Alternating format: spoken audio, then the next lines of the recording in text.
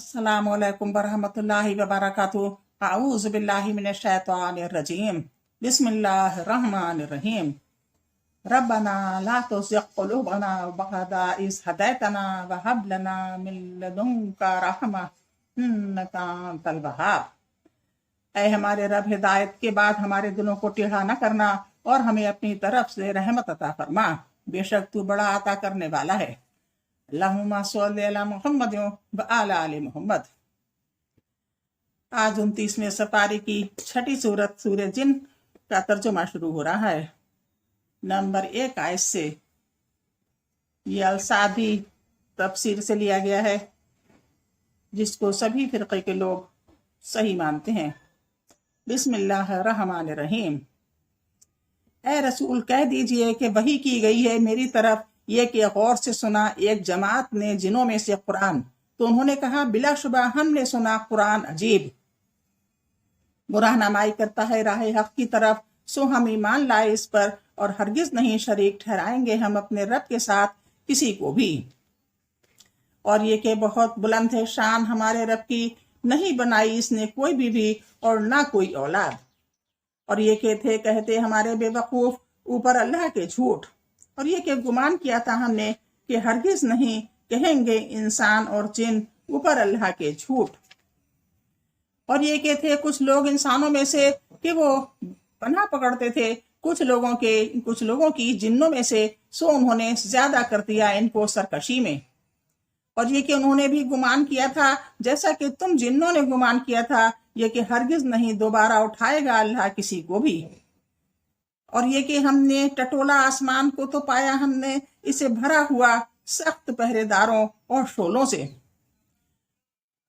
और ये कि थे हम बैठा करते इस आसमान के ठिकानों में बातें सुनने के लिए, बस जो कोई कान लगाता है अब पाता है वो अपने लिए शोला घात में तैयार। और ये कि हम नहीं जानते क्या शर का इरादा किया गया है, और ये हम नहीं जानते कि क्या शर का इरादा किया गया है इनके साथ जो जमीन में है, या इरादा किया है इनकी बाबत इनके रब ने भलाई का। और ये कि कुछ हम में से नेक हैं और कुछ हम में से इसके अलावा हैं थे हम मुख्तलिफ तरीकों मजहब पर। और ये कि हमने समझ लिया था कि हरगिज नहीं आजिज कर सकेंगे हम अल्लाह को जमीन में, और हरगिज नहीं आजिज कर सकेंगे हम इसको भाग कर।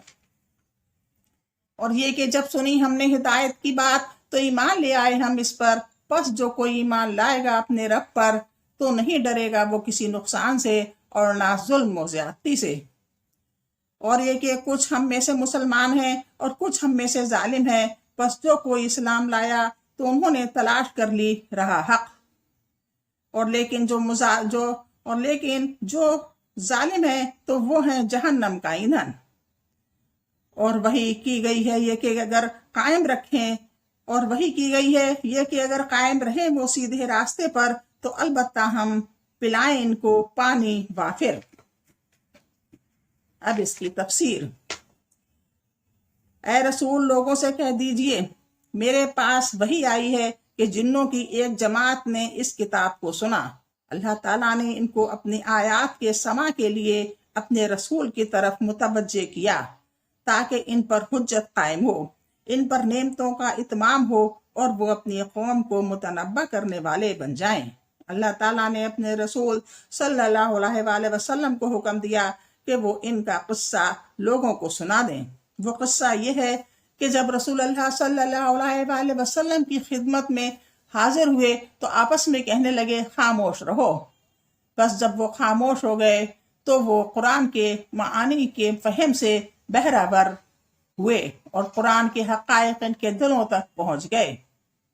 तो उन्होंने कहा हमने एक अजीब कुरान सुना है, यानी हमने नहायत कीमती और ताज्जुब खेज कलाम और नहायत बुलंद मुतालिब सुने हैं।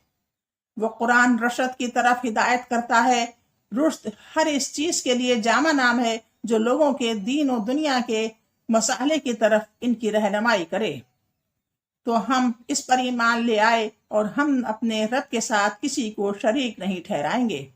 बस उन्होंने ईमान को जिसमें आमाल खैर दाखिल हैं और तकवा को जो हर किस्म के शर को तर्क करने की متضمن ہے جمع کر لیا۔ ہم نے اس کا سبب جس نے ان کو ایمان اور اس کے توابع کی طرف دعوت دی، قرآن کے ان ارشادات کو قرار دیا جن کا ان کو علم ہوا، جو مصالح اور فائدوں پر مشتمل اور ضرر سے اور نقصان سے خالی ہیں۔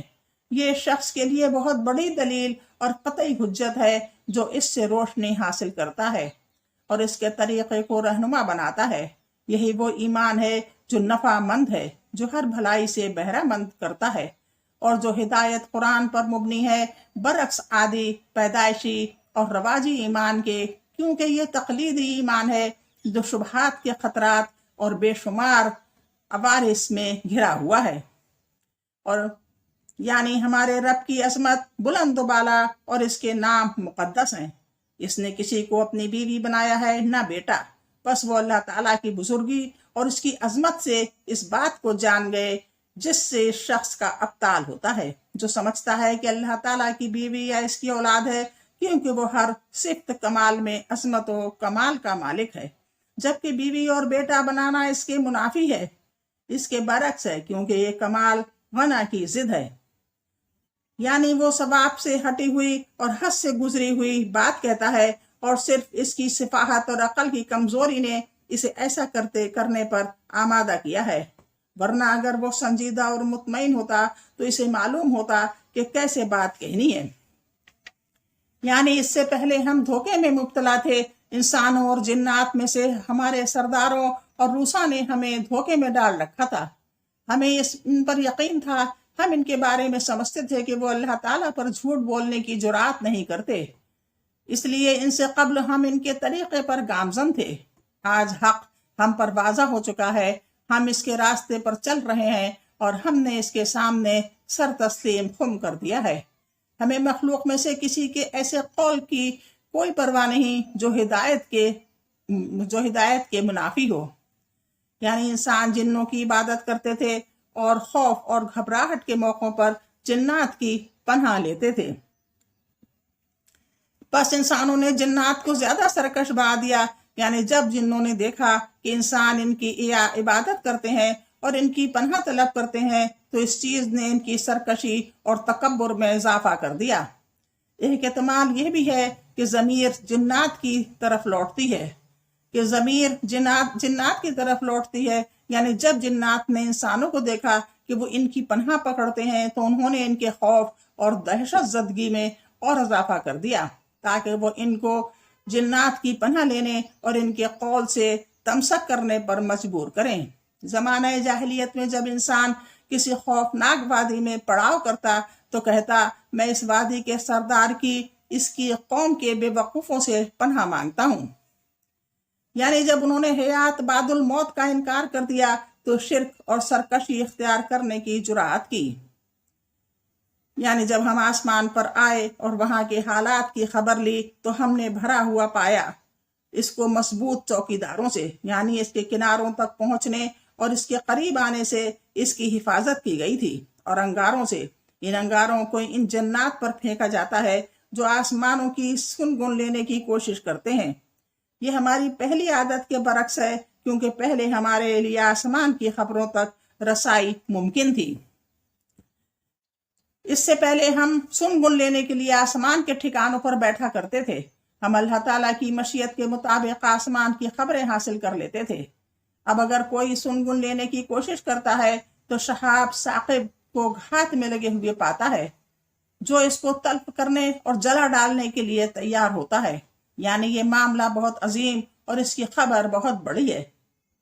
انہیں قطعی طور پر یقین ہو گیا کہ اللہ تعالیٰ نے زمین پر ایک بڑا واقعہ وقوع پذیر کرنے کا ارادہ فرمایا ہے، اس لیے انہوں نے کہا، یعنی خیر یا شر میں سے ایک لازمی امر ہے، کیونکہ انہوں نے دیکھ لیا کہ ان پر معاملہ بدل چکا ہے، جو ان کو اچھا نہ لگا، بس انہوں نے اپنی فطانت سے پہچان لیا کہ کوئی معاملہ ہے جو اللہ تعالیٰ چاہتا ہے اور زمین پر وقوع میں لانا چاہتا ہے۔ اس آیت کریمہ میں ان کے ادب کا بیان ہے، کیونکہ انہوں نے خیر کی اضافت اللہ تعالیٰ کی طرف کی اور ادب کی بنا پر شر کے فاعل کو حذف کر دیا، اور یہ کہ کوئی ہم میں سے نیک ہیں اور کوئی اور طرح کے، یعنی فساق، فجار اور کفار۔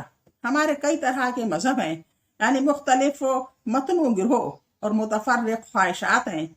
हर गिरोह के पास जो कुछ है वो इसी पर फराह और शादा और खुश है। यानी इस वक्त हम पर पूरी तरह वाज़ा हो गया है कि अल्लाह ताला कामिल कुदरत का मालिक और हम कामिल तौर पर बेबस हैं। हमारी पेशानियां अल्लाह ताला के हाथ में हैं। हम जमीन में अल्लाह ताला को आजिज नहीं कर सकते। अगर हम फरार हों तो फरार होकर अल्लाह ताला को बेबस नहीं कर सकते। हमने फरार के असबाब के जरिए से इसके दस्त कुदरत से बाहर निकलने की कोशिश की तो मालूम हुआ कि इससे भागकर इसके सिवा कहीं ठिकाना और पनाहगाह नहीं। और जब हमने हिदायत की किताब सुनी और वो कुरान करीम है जो सिरात मुस्तकीम की तरफ रहनुमाई करता है, हमने इसकी रश्द व हिदायत को पहचान लिया और इसने हमारे दिलों पर असर किया तो हम इस पर ईमान ले आए। फिर उन्होंने इस बात का जिक्र किया जो मोमिन को तरगीब देती है। चुनाचे उन्होंने कहा, यानी जो कोई अपने रब पर सच्चा ईमान ले आया इसे किसी नुकसान से वास्ता पड़ेगा, न कोई तकलीफ लाहक होगी। और जब वो शर से महफूज हो गया तो इसे भलाई हासिल होगी। बस जब वो शर से महफूज हो गया तो इसे भलाई हासिल हो गई। बस ईमान एक ऐसा सबब है जो हर किस्म की भलाई की तरफ दावत देता है और हर किस्म की शर की नफी करता है। और बेशक हम में बास फरमा बरदार हैं और बास नाफरमान गुनाहगार हैं, यानी सिरात मुस्तकीम से हटने और इसको छोड़ने वाले। बस जो नाफरमान बरदार हुए जो फरमा बरदार हुए उन्होंने रश्द व हिदायत का रास्ता पा लिया जो इनको जन्नत और इसकी नेमतों तक पहुंचाता है। अब बस इतना ही, इंशाअल्लाह आगे की सूरत कल पढ़ी जाएगी। इसका तर्जुमा कल होगा इंशाअल्लाह। अल्लाह हाफिज। अस्सलाम वालेकुम।